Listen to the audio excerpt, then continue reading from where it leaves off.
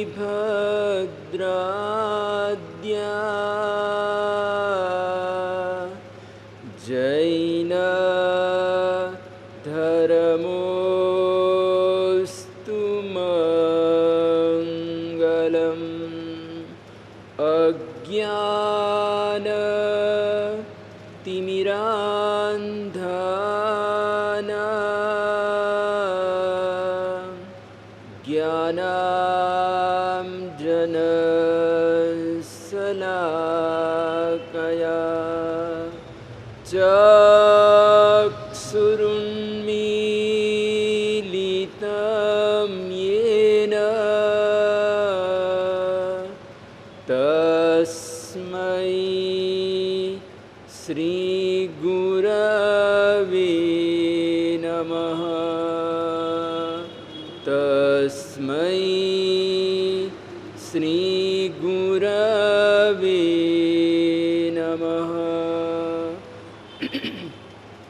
ज्ञानामृतेन लोकानां कष्टोच्छेदविधायिने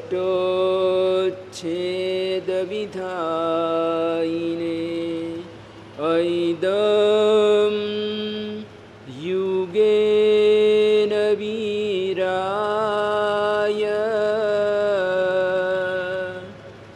नमो वल्लभसूरये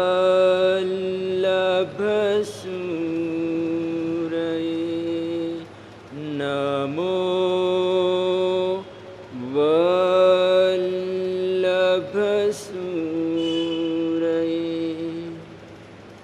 सेवीर्येण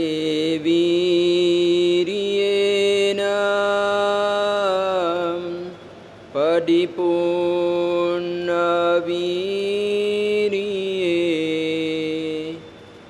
सुदंसनेवा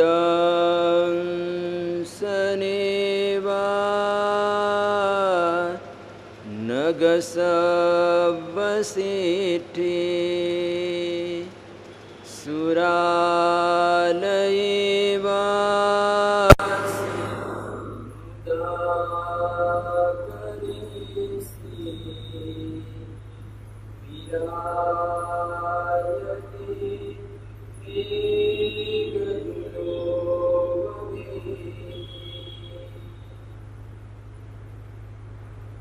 श्रवण भगवान महावीर स्वामी के पंचम गणधर सुधर्मा स्वामी जी महाराजा अपने आराध्य जन जन की श्रद्धा के केंद्र बिंदु से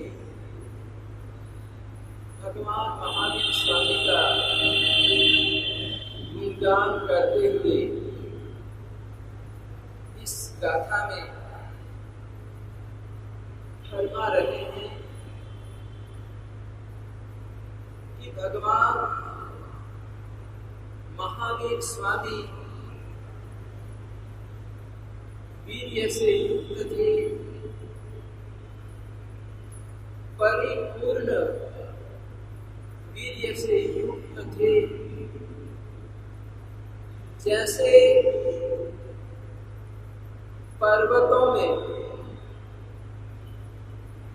मेरु पर्वत होता है, सुमेरु पर्वत होता है और उसकी अनेकों विशेषताएं होती हैं। तो जैसे मेरु पर्वत में विभिन्न प्रकार की नानाविध विशेषताएं गुण है, वैसे ही श्रवण भगवान महावीर स्वामी भी सभी गुणों में श्रेष्ठ थे। जैसे पर्वतों में मेरु पर्वत सर्वश्रेष्ठ है, वैसे ही सुधर्मा स्वामी जी महाराजा कहते हैं कि भगवान महावीर स्वामी सभी गुणों में सर्वश्रेष्ठ थे। तो यहाँ पर भगवान का हम जीवन देखते हैं, परमात्मा का हम जीवन पढ़ते हैं, तो परमात्मा का जीवन पढ़ने से सुनने से हमको ये ज्ञान होता है, मालूम होता है कि परमात्मा किन किन विशेषताओं को लिए हुए थे। यानी अनेकों विशेषताएं, अनेकों गुण परमात्मा के जीवन में विद्यमान थे। शक्ति तो थी ही, परमात्मा के पास आत्मशक्ति थी और वो अनंत शक्ति थी। क्या थी? अनंत शक्ति थी। और उन्होंने अपनी शक्ति को साधना में लगाया, अपनी शक्ति को आत्म साधना के साथ लगाया और अपनी मंजिल को साध लिया, मंजिल को प्राप्त कर लिया। तो तो साधक बहुत सारे होते हैं, उपासक होते हैं, बहुत सारे साधक साधना के मार्ग पर चलते हैं, उपासना करते हैं और कहते हैं कि रास्ता होता है, मार्ग होता है और मार्ग में चलते चलते कोई ऐसे आकर्षण आ जाते हैं, दुभाव में आकर्षण आ जाते हैं कि प्रलोभ मनों में साधक फंस जाता है, यानी वो बीच में ही छूट जाता है। क्या हो जाता है? बीच में ही वो रह जाता है और अनंत संसार की यात्रा करने के लिए वो निकल जाता है, यानी उसका भाव भ्रमण बढ़ जाता है। तो बीच में आकर्षण आएंगे, क्या आएंगे? बीच में आकर्षण आएंगे, लेकिन हमारी कोशिश होनी चाहिए कि नहीं, मुझे आगे बढ़ना। क्या करना? मुझे आगे बढ़ना है, मंजिल को प्राप्त करना है। तो ऐसा जो साधक होता है, वीरला साधक होता है, वो ही कहते हैं कि अपनी मंजिल को प्राप्त कर लेता है। तो मंजिल को प्राप्त करने के लिए पराक्रम चाहिए। क्या चाहिए? पराक्रम चाहिए, वरना बहुत सारे जो निर्बल व्यक्ति होते हैं वो तो रास्ते में ही छूट जाते हैं। तो जो पराक्रमी महापुरुष होते हैं, जिनके जीवन में एक पराक्रम नाम का गुण ओत हो जाता है, वैसे साधक ही अपनी मंजिल को प्राप्त कर लेते हैं, मंजिल को साध लेते हैं। बाकी अधिकांश जो साधक होते हैं वो संसार के आकर्षणों में फंस जाते हैं और बीच में ही छूट जाते हैं। यहाँ पर एक उदाहरण आता है, दृष्टांत है कि कोई गरीब व्यक्ति होगा, बड़ा दरिद्र व्यक्ति था, तो अपनी दरिद्रता से वो बड़ा परेशान हो गया और अपनी दरिद्रता दूर करने के लिए, अपनी गरीबी दूर करने के लिए प्रयास करने लगा कि किसी महात्मा की कृपा हो जाए, किसी महापुरुष का आशीर्वाद मेरे पर बरस जाए ताकि मैं सुखी हो जाऊं, जीवन में शांति हो, शांति मिले। और ऐसा करके वो जंगल में चला गया और जंगल में खोज करने लगा, साधक की खोज करने लगा, साधु की खोज करने लगा। कोई ऋषि महात्मा मिल जाए तो ऋषि महात्मा के दर्शन करूं और ये महात्मा के आशीर्वाद से मैं सुखी हो जाऊं, ऐसी तमन्ना लिए वो जंगल की दर ठोकरे खाने लगा, यानी भटकने लगा। और उसको भटकते भटकते जंगल में घूमते घूमते एक महात्मा के दर्शन किए। तो जैसे ही उन्होंने महात्मा को देखा, महात्मा नजर में आए और महात्मा की ओर उन्होंने अपनी गति बढ़ा दी, यानी कि महात्मा की ओर वो आगे बढ़ने लगा, जाने लगा। महात्मा के पास पहुंचा तो महात्मा जी कौशक में थे, साधना रत थे, अपनी साधना में उल्लीन थे। और महात्मा ने 1 वर्ष का मौन किया हुआ था और मौन के साथ अपनी साधना को आगे बढ़ा रहे थे, साधना कर रहे थे।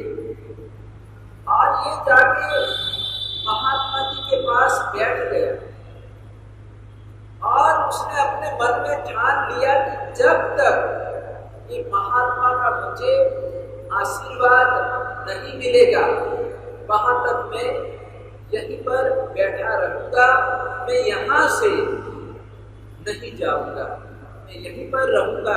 ऐसा करके वो बैठ गया, बैठा रहा। बहुत समय गुजर गया, लंबा समय चला गया, बीत गया। आखिर महात्मा ने काउसक पारा। नमो अरिहंता ने बोला काउसक पारा, तो सामने व्यक्ति बैठा था, व्यक्ति को देखा तो आशीर्वाद दिया, धर्म लाभ दिया कि सुखी रहो। क्या बात है, कब से यहाँ पर बैठे हो? तो बोले कि महात्मा जी, मैं आपके दर्शनों के लिए आया था, आशीर्वाद के लिए आया था, और आप सिद्धि काउसक में बैठे हुए साधना में रत थे, तो मैंने डिस्टर्ब करना अच्छा नहीं समझा। या डिस्टर्ब करना अच्छा नहीं समझा, क्योंकि कोई साधना कर रहा है, कोई कुछ कर रहा है, स्वाध्याय कर रहा है, कुछ कर रहा है, तो उस समय डिस्टर्ब नहीं करना चाहिए, रंग में भंग नहीं करना चाहिए, इसलिए मैं बैठा रहा। तो महात्मा जी बोले क्या बात? तो उन्होंने अपनी सारी व्यथा बताई कि मैं आपके आशीर्वाद लेने के लिए आया हूं, मैं बड़ा दुखी हूं, बड़ा गरीब हूं, तो आपकी कृपा से मेरे जीवन में अमन चमन हो जाए, मैं सुखी हो जाऊं, बस एक ही तमन्ना लेकर आपसे के पास आया। तो महात्मा ने कहा चलो ठीक है, तुम मेरे पास आए, मेरे पास ये आशीर्वाद के अलावा, धर्म लाभ के अलावा और कोई दूसरी चीज नहीं है। अब तो कोई व्यक्ति आता है तो हम धर्म लाभ का आशीर्वाद देते हैं, और ये धर्म लाभ में ही सारे आशीर्वाद आ जाते हैं। क्या हो जाता है? धर्म लाभ में ही हमारे सारे आशीर्वाद आ जाते हैं। यानी साधु आशीर्वाद भी देवे तो कहते हैं कि धर्म लाभ का आशीर्वाद देवे। ऐसा धर्म लाभ का आशीर्वाद देवे, और धर्म लाभ का एक ऐसा अनमोल आशीर्वाद है, इसमें सभी आशीर्वाद आ जाते हैं। यानी धर्म की कृपा से, धर्म के आशीर्वाद से, धर्म लाभ से संसार के कहते हैं कि सारे भौतिक और आध्यात्मिक समस्त लाभ इसमें समाये हुए हैं। और इसीलिए साधु भगवंतों के लिए बताया गया कि वो आशीर्वाद भी देवे, तो धर्म लाभ का आशीर्वाद देवे। कोई दूसरा धर्म लाभ दे दिया, आयुष्मान भव, क्या है? आयुष्मान भव, ऐसा आशीर्वाद दे दिया तो कहते हैं कि उसकी आयु बढ़ जाएगी। क्या हो जाएगा? उसकी आयु बढ़ जाएगी। लेकिन आयु बढ़ने से क्या होगा? ऐसे तो मतलब ये जानवरों की, पशुओं की भी आयु बड़ी लंबी होती है। जो नरक गति में जो जीव हैं उसकी भी कितनी बड़ी लंबी आयु होती है। कहते हैं कि जो 7वीं नरक का जो जीव होता है उसकी आयु इतनी लंबी है, 33 सालों तक की। कितनी? 33 सालों तक की इतनी लंबी आयु होती है। लेकिन ऐसा इतना लंबा आयुष्य प्राप्त करके भी क्या करना? तो कहते हैं कि यहाँ पर आयुष्मान भव नहीं, लेकिन यहाँ पर धर्म लाभ। अच्छा, धर्म लाभ का आशीर्वाद, और ये धर्म लाभ के आशीर्वाद में सारे समस्त आशीर्वाद आ जाते हैं। तो यहाँ पर महात्मा जी ने कहा कि हम तो भैया आशीर्वाद के रूप में धर्म लाभ देते हैं, और हमारी कृपा है, हमारा आशीर्वाद है, लेकिन फिर भी तो यहाँ पर मेरे पास पहुँचा है, यानी मेरे पास कोई आता नहीं है। यानी मैं ऐसी जगह में बैठा हूँ कि यहाँ कोई आ ही नहीं सकता है, लेकिन तुम मेरे को ढूंढते ढूंढते यहाँ पर आ पहुँचा है। तो मेरे पास और कुछ नहीं है, सामने जो घड़ा है, तू ये घड़ा लेकर जा। महात्मा लोग दयालु होते हैं। क्या होते हैं? महात्मा लोग दयालु होते हैं।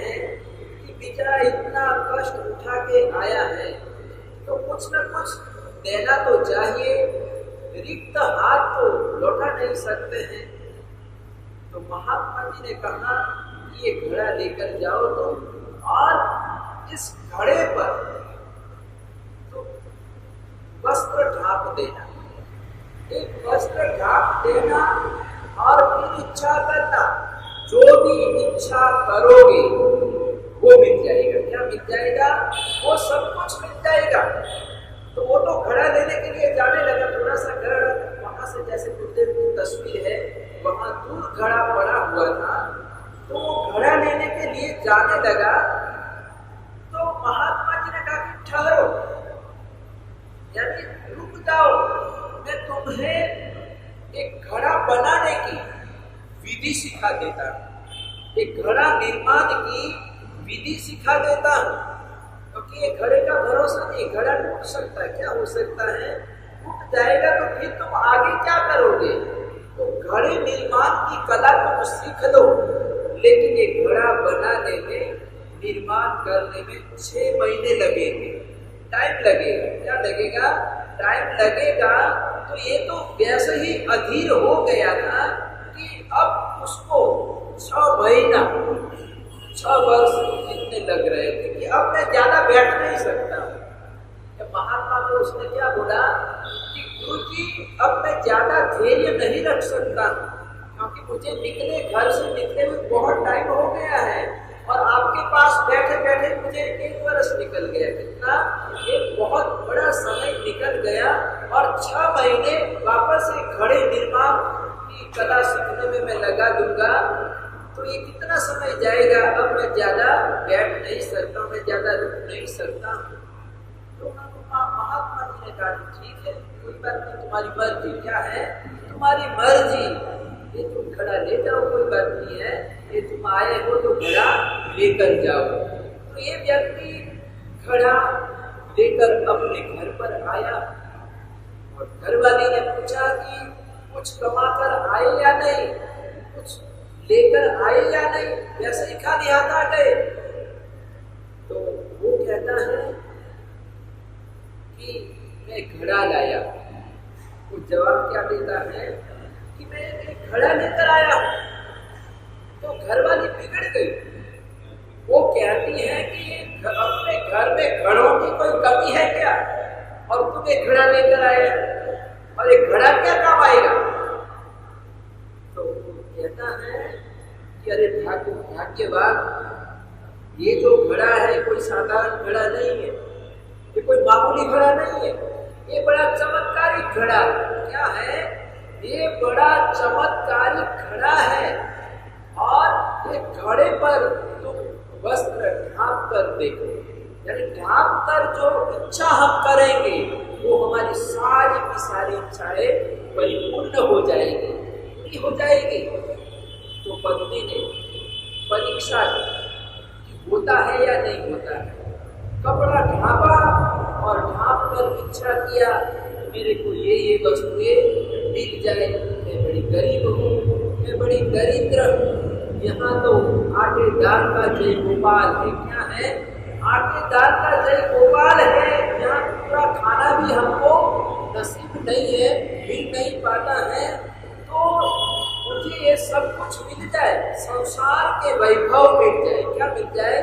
संसार के वैभव सुख मिल जाए। मेरे लिए एक आलीशान बंगला हो जाए, घर हो जाए, मकान हो जाए, और धंधा वगैरह जो कुछ है, कहते हैं कि उन्होंने सब सारी इच्छाएं की। मुझे अब तो दूसरी बार अब महात्मा जी अब मिलेंगे, अब की बार मिलेंगे तो मैं घड़ा तो लाऊंगा ही, लेकिन घड़े लाने के साथ साथ मैं कला भी सीख लूँगा।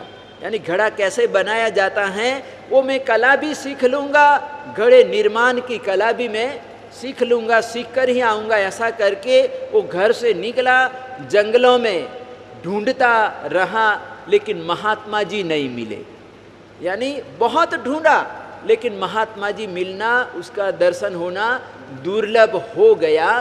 तो ये जो दृष्टांत है, उदाहरण है, दरिद्र व्यक्ति का उदाहरण हमको समझा रहा है, हमको शिक्षा दे रहा है, मैसेज दे रहा है। क्या दे रहा है मैसेज दे रहा है कि ये साधक होता है तो साधक के जीवन में भी ऐसे ऐसे आकर्षण आ जाते हैं। महात्मा जी सिखाने के लिए तैयार थे कि मैं तुझे एक घड़ा बनाने की कला ही सिखा देता हूँ ताकि प्रॉब्लम ही न रहे, प्रॉब्लम का सॉल्व हो जाए, समस्या हमेशा के लिए समस्या का हल हो जाए, ऐसे उसकी भावना थी।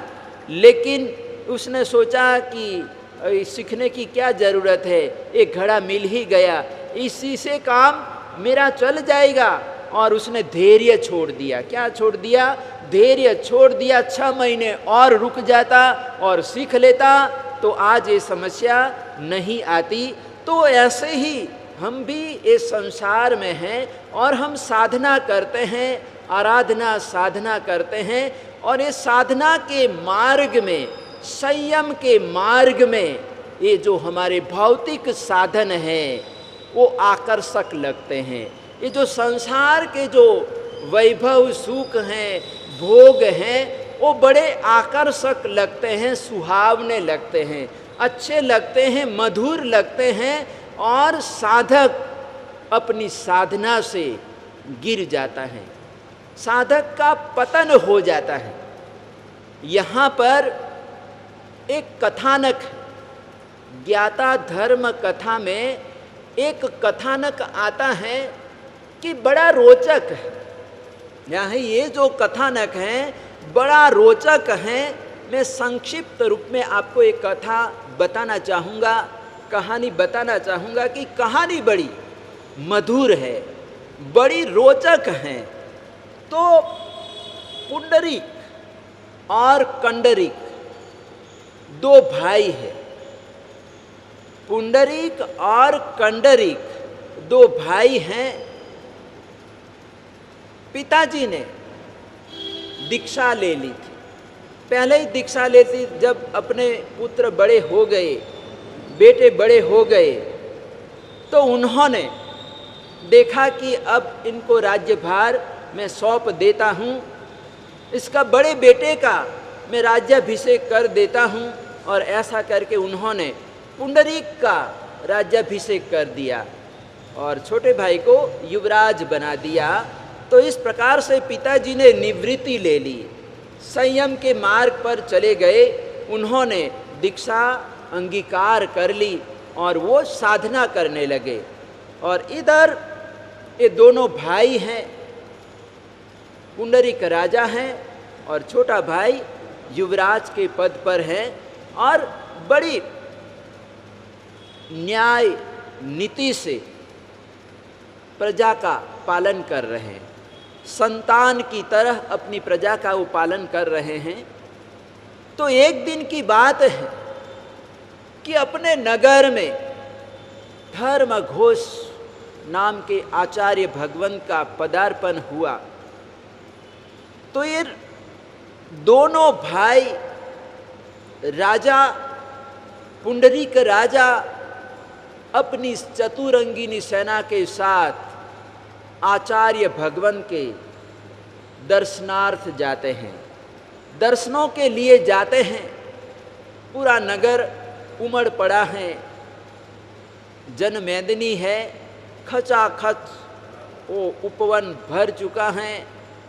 आचार्य भगवंत ने धर्म देशना दी, अपना प्रवचन दिया, और प्रवचन सुनने के बाद छोटे भाई कंडरीक को वैराग्य हो गया और उन्होंने मन बना लिया कि मुझे संयम लेना है, मुझे दीक्षा लेनी है।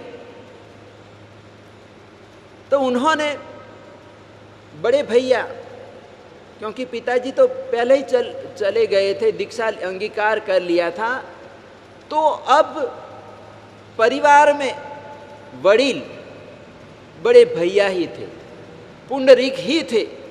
तो अब दीक्षा लेनी है तो बड़े भाई से अनुमति लेना। क्या लेना है? अनुमति लेना है। जैसे भगवान महावीर स्वामी ने अपना अभिग्रह किया था कि जब तक मेरे माता पिता जीवित रहेंगे वहां तक मैं दीक्षा नहीं लूंगा। इस प्रकार से परमात्मा ने अपने उदर में ही, यानी माँ के उदर में ही, गर्भ काल में ही उन्होंने ऐसा विलक्षण अभिग्रह ले लिया था कि जब तक मेरे माता पिता रहेंगे, जीवित रहेंगे, तब तक मैं दीक्षा नहीं लूँगा।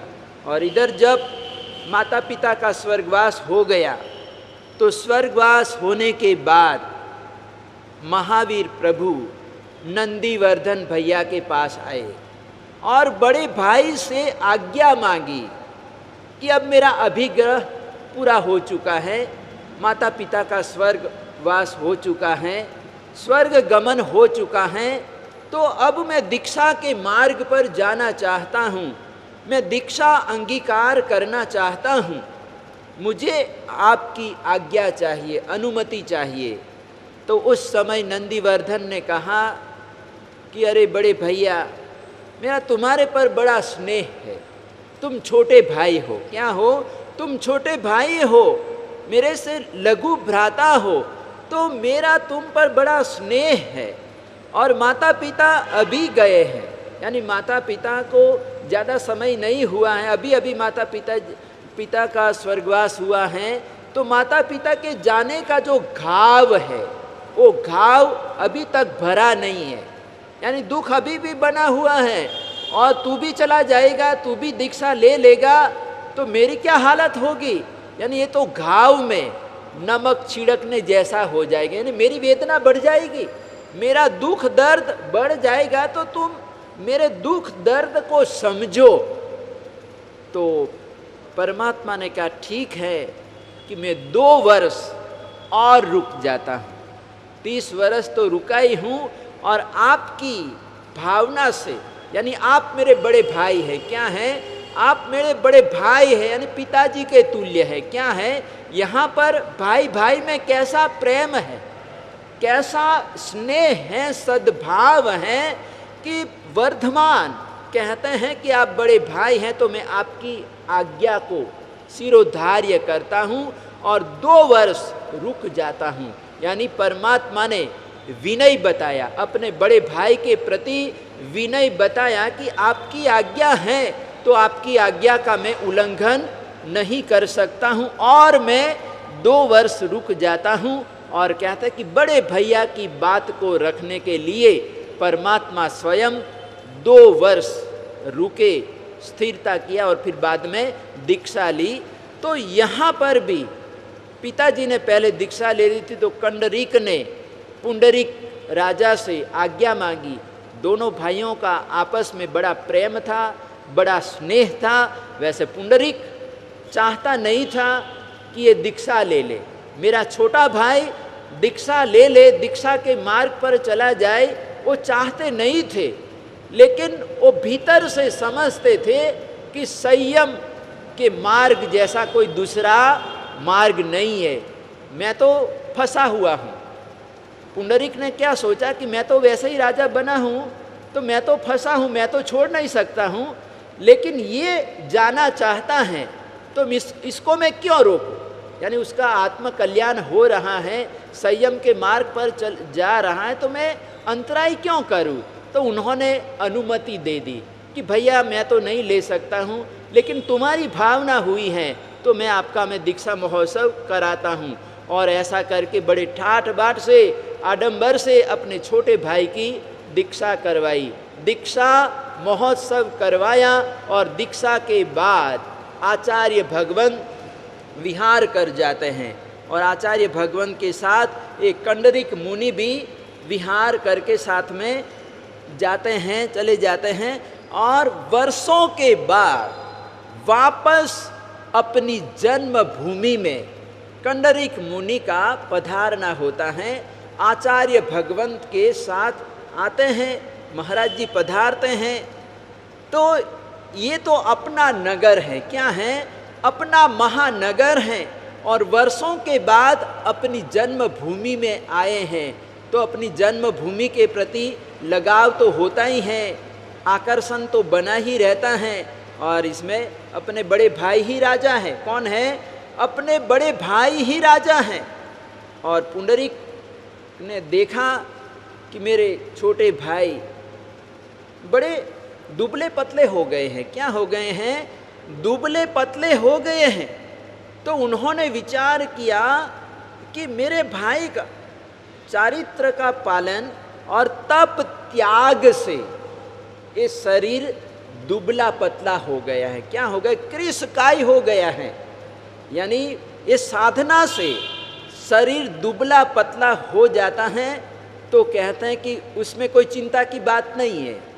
यानी अपनी साधना से, तप त्याग से शरीर कमजोर पड़ जाता है। तो कहते हैं कि उसमें कर्म की निर्जरा है। क्या है? कर्म की निर्जरा है। मोक्ष मिलेगा। क्या मिलेगा? मोक्ष मिलेगा। लेकिन चिंता से, टेंशन से भाव बिगाड़ कर, क्या है? भाव बिगाड़ कर, चिंता से, टेंशन से अगर किसी का शरीर दुबला पतला हो जाता है तो कहते हैं कि वो कर्म बंधन का कारण है। क्या है? कर्म बंधन का कारण है। आराधना करते करते अगर शरीर दुबला पतला हो जाता है तो कर्म निर्जरा का कारण है। क्या है? कर्म निर्जरा का कारण है। लेकिन अगर टेंशन यानी संयम का पालन करते करते कि ये मैं कहाँ आ फंसा, यानी ऐसे तपस्या मेरे से नहीं हो पाएगी, मैं संयम का पालन नहीं कर पाऊंगा, और इस प्रकार से अगर वो 24 घंटे टेंशन में रहता है, चिंता में रहता है, और चिंता करते करते अगर उसका शरीर सूख जाता है, दुबला पतला हो जाता है, तो कहते हैं कि शरीर के प्रति जो मोहाशक्ति है, कहते हैं कि मोहाशक्ति के कारण कर्म बंद हो जाता है। क्या हो जाता है? कर्म बंद हो जाता है। तो भाई ने देखा कि मेरा भाई कंडरीक दुबला पतला हो गए, यानी एकदम शरीर हाड़ पिंजर हो गया है। तो उन्होंने आचार्य भगवंत को विनंती किया। राजा ने विनंती किया कि ये विहार, लंबे लंबे विहार, और ये विहारों में ये महाराज जी की तबीयत नरम लग रही है और इसलिए इतना शरीर कमज़ोर पड़ गया है, तो यहाँ पर आचार्य भगवान से थोड़ा दिन स्थिरता करेंगे, ठहरेंगे, तो इनका इलाज वगैरह जो भी है हो जाएगा और यहाँ पर विश्राम आराम करने से अच्छा रहेगा। और ऐसा करके उन्होंने विनंती किया। तो आचार्य भगवान ने कहा ठीक है, कोई बात नहीं है, और रुक जाते हैं, हम स्थिरता करते हैं। तो कुछ दिन आचार्य भगवंत ने राजा की विनती से वहाँ पर स्थिरता की और अपनी प्रवचन वाणी का, दर्शनों का सभी नगरवासियों को लाभ दिया। तो थोड़े दिनों के बाद एक कंडरीक स्वस्थ हो गए, यानी अच्छा मतलब स्वस्थता आ गई, निरोगी हो गए, एकदम स्फूर्तिलापन आ गया। तो अब आचार्य भगवंत ने कहा कि चलो अब हम यहाँ से विहार करते हैं। क्या करते हैं? अब हमारा जो काम था, विश्राम करना था, वो विश्राम हो गया, तो अब हमको यहाँ से विहार करना चाहिए। क्या करना चाहिए? यहाँ से चलना चाहिए। और राजा से उन्होंने कहा कि कल हमारा विहार है। क्या है? कल हमारा विहार है। तो ये जो कंडरीक है वो कंडरीक विहार नहीं करना चाहते थे और उन्होंने आचार्य भगवंत से कहा कि गुरुदेव, मैं कुछ और दिन यहाँ पर रुकना चाहता हूँ। यानी वो थोड़े, अब अपना राज है, अपना राजमहल है, अपना नगर है, तो बोले कि मैं थोड़े दिन यहाँ पर और स्थिरता करना चाहता हूँ। तो आचार्य भगवंत ने कहा ठीक है, जैसी तुम्हारी इच्छा। और ऐसा करके आचार्य भगवंत ने तो विहार कर दिया। लेकिन इधर कंडरीक मुनि वहाँ पर ठहर गए, रुक गए और इनका मन संसार में चला गया। कहाँ चल गया? संसार में चला गया, संसार के साधनों में चला गया और उसको मन से मतलब एकदम ढीले पड़ गए, शिथिल पड़ गए। तो उस समय पुंडरीक राजा ने भाप लिया, अपने भाई के मन को भावों को भांप लिया, जान लिया, समझ लिया कि मेरे भैया की जो भावना है वो संयम से उखड़ गई है। क्या है? संयम से उखड़ गई है, मन टूट चुका है। तो उन्होंने कहा, भाई को बोला, अपने सगे भाई को बोला कि अगर तुम्हारी इच्छा है, यानी संयम पालन करने की इच्छा नहीं है और संसार में आने की इच्छा है, क्या है? संसार में दोबारा आने की इच्छा है, तो ये तुम सिंहासन संभालो, यानी मैं तुम्हारे लिए सिंहासन खाली कर देता हूँ। बड़े भाई ने क्या कहा कि मैं तुम्हारे लिए ये राज गद्दी में अपना पद खाली कर देता हूँ, यानी तुम मेरे सिंहासन पर बैठ जाओ, लेकिन मैं संयम ले लूँगा। उन्होंने क्या कहा कि मैं यहाँ नहीं ठहरूंगा, मैं आपका वेश ले लूँगा, यानी हम अदला बदली कर लेंगे। क्या किया? हम अदला बदली कर लेंगे, यानी आप सिंहासन पर बैठो और मैं आपका वेश पहन लूँगा। उन्होंने क्या कहा कि आपका जो परिवेश है वो परिवेश मैं स्वीकार कर लूँगा और तुम राजा बन जाना। यहाँ पर कहते हैं कि कैसी रोचक कथा है, दोनों भाइयों की बड़ी रोचक कथा है, बड़ी मीठी मधुर लगती हैं कि भाई कैसा है कि भाई का मन नहीं है, भाई की इच्छा नहीं है, तो चलो कोई बात नहीं है, वो अपने घर पर रहे, राजमहल में रहे, तो मैं चला जाता हूँ, यानी मैं सिंहासन खाली कर देता हूँ, छोटे भाई के लिए मैं अपनी राज गद्दी खाली कर देता हूँ, वो बैठे, कोई बात नहीं है। लेकिन यहाँ पर देखने की बात है कि कंडरीक मुनि का मन फिसल गया है। क्या है?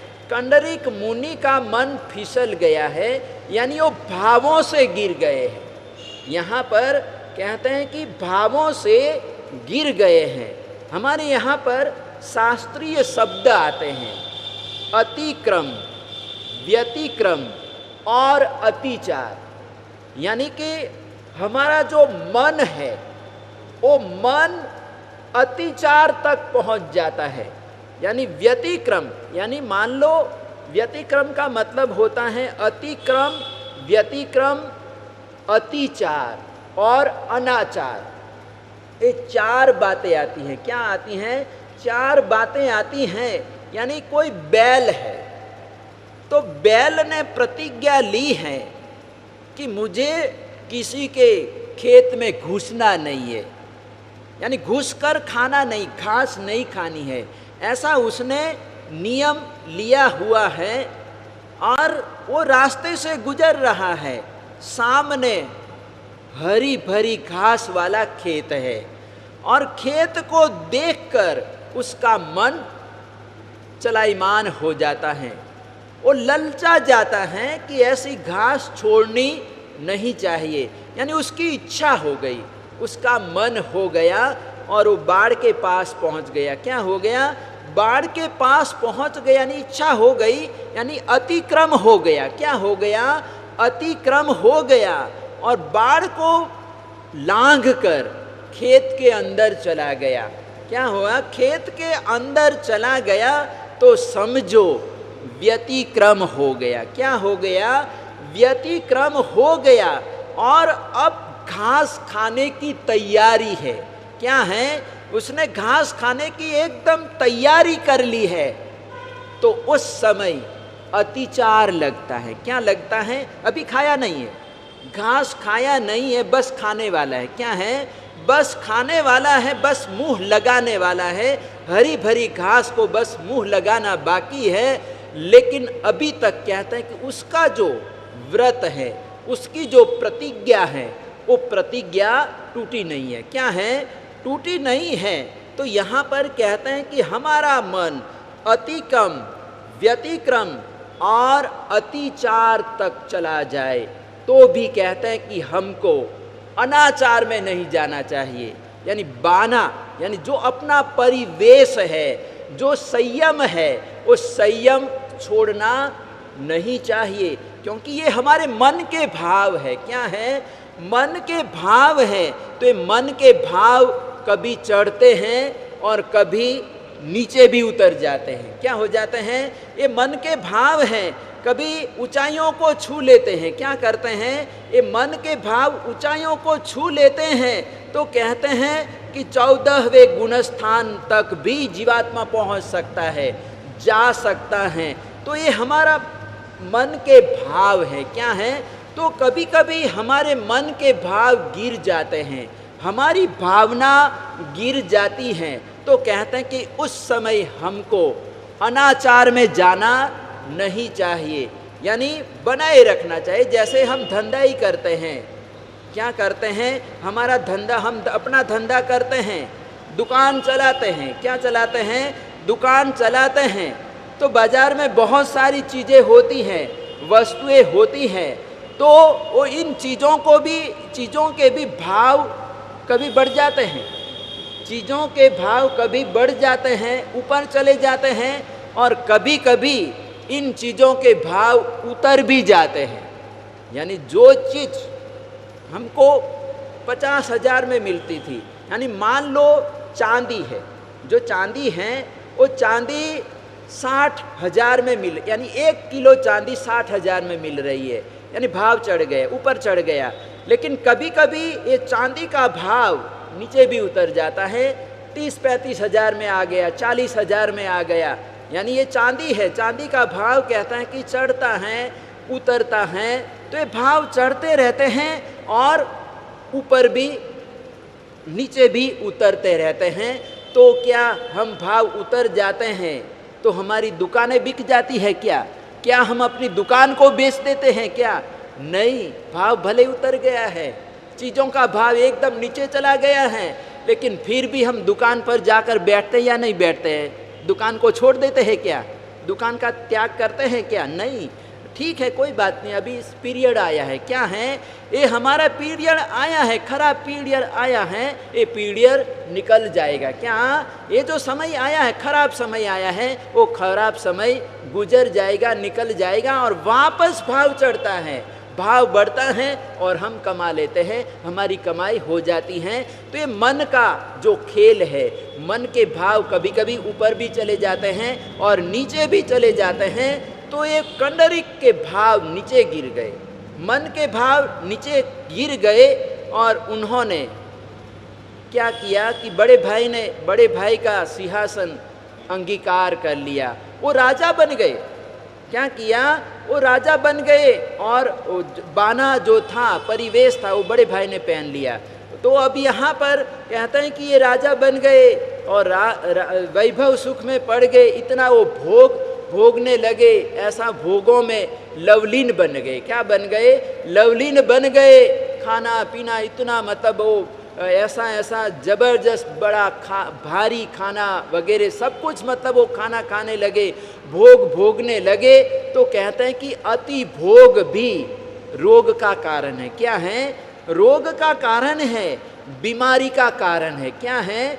बीमारी का कारण है। तो कहते हैं कि आहार बदल गया, उनका जो मुनिपने में थे तो आहार बदल गया, तो वहाँ तो रूखा सूखा खाना होता था, आंबिल का रूखा सूखा खाना, साधारण खाना मिलता था, तो वो पच जाता था। क्या होता था? पच जाता था। लेकिन अब ये राजा बने, और राजा बनते ही मतलब भोजन सब बदल गया, चेंज हो गया, खाना पीना सब मतलब बदल गया, सब रहन सहन वगैरह सब कुछ बदल गया, और वो मतलब ऐसे मतलब वो डूब गए और बीमार पड़ गए। और इधर कहते हैं कि जो राजा मुनि बन गए, पुंडरीक स्वामी, तो उनको वहाँ का खाना रास नहीं आया, यानी रूखा सूखा, क्योंकि वो राजा थे। क्या थे? राजा थे। उन्होंने ऐसा भोजन, सुंदर भोजन किया था, मिठाइयाँ वगैरह ऐसा भोजन किया था, और यहाँ पर रूखा सूखा खाना, तो उससे उनकी तबीयत खराब हो गई, वो अस्वस्थ हो गए। इधर ये अस्वस्थ हुए और इधर ये अस्वस्थ हुए, दोनों ने बाना अदली बदली कर लिया था। क्या कर लिया? अदला बदली कर लिया, बदल लिया। लेकिन कहते हैं कि दोनों की मौत होती है। तो यहाँ पर कहते हैं कि अंत में हमारे विचार कैसे होते, यानी उन्होंने तो बहुत समय तक, लंबे समय तक चारित्र का पालन किया था कंडरीक ने, लेकिन अंत समय उसका बिगड़ गया। क्या हुआ? अंत समय बिगड़ गया और इधर उन्होंने थोड़े समय के लिए संयम का पालन किया, लेकिन कहते हैं कि वो देवलोक में पहुंच गए, सदगति में गए। पुंडरीक कहाँ गए? वो सदगति में गए, सदगति के मेहमान बने।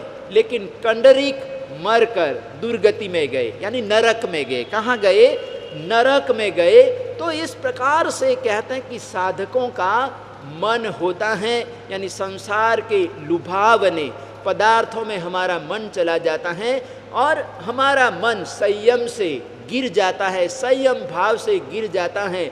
लेकिन जो महापुरुष होते हैं, महापुरुषों के जीवन में चारों ओर वैभव बिखरा हुआ रहता है, लेकिन वो वैभव उनको आकर्षित कर नहीं पाते हैं और वो आगे बढ़ जाते हैं। वैभवों को ठुकरा कर वो साधना के मार्ग पर, आत्म साधना के मार्ग पर चले जाते हैं और अपनी मंजिल को प्राप्त कर लेते हैं।